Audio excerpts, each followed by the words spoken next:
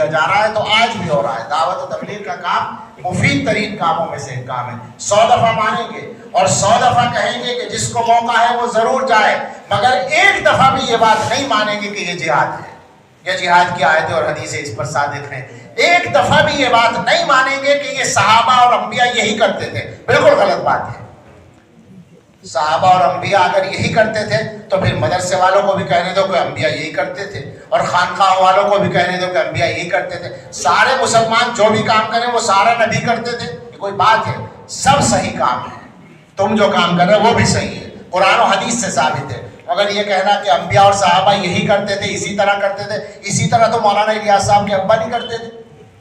انبیاء اور صحابہ کیا کرتے؟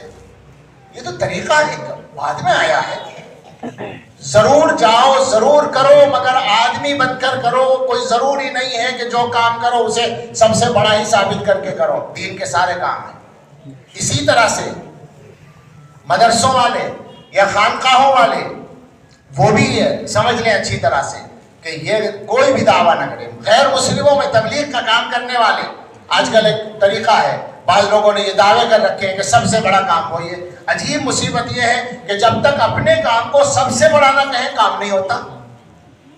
کیا ذوق بنا ہے ہم لوگوں کا؟ نقصان کر رہے ہیں ہم۔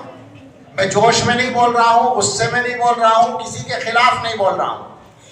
میں پہلے کہہ رہا ہوں سارے کام ضروری ہیں، اور خاص طور سے دوبارہ کہوں گا تبلیغ و دعوت کے کام میں بہت فائدہ ہے عام مسلمانوں کے لیے۔ جس کو موقع ہو ضرور شرکت کرے، حصہ لے، مگر یہ دعوے کرنے والے غلط ہیں بالکل کہ یہی دین کا کام ہے، یہی نبیوں کا کام ہے، یہی صحابہ کا کام ہے۔ ان کے کاموں میں سے ایک کام ہے جس کا خاص طریقہ اب چلا ہے، ٹھیک ہے، بہت اچھا ہے۔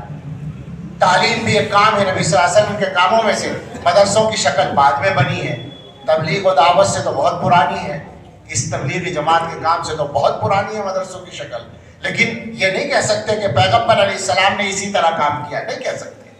اور تزکیہ یہ پیغمبر علیہ السلام کا سب سے پہلا کام ہے، لیکن خانقاہوں والے یہ دعویٰ کریں کہ یہی طریقہ حضور کا ہے، بالکل غلط ہوگا۔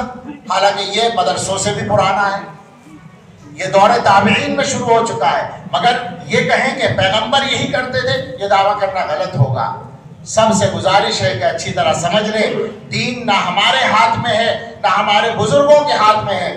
دین نہ حضرت نانوتوی کا، نہ حضرت گنگوہی کا، نہ حضرت تھانوی کا، نہ حضرت مدنی کا، نہ مولانا الیاس صاحب کا۔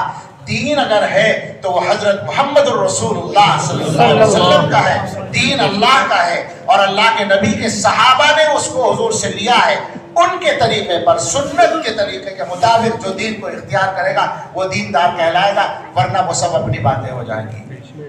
ضرورت ہے ہم مسلمان بنیں، ضرورت ہے ہم بندے بن جائیں۔ حضرت نے بہت ہی عمدہ انداز کے اندر ماشاءاللہ ہم سب کی رہنمائی فرمائی۔ اللہ ہم سب کو صحیح طریقے پر کام کرنے کی توفیق نصیب فرمائے، آمین۔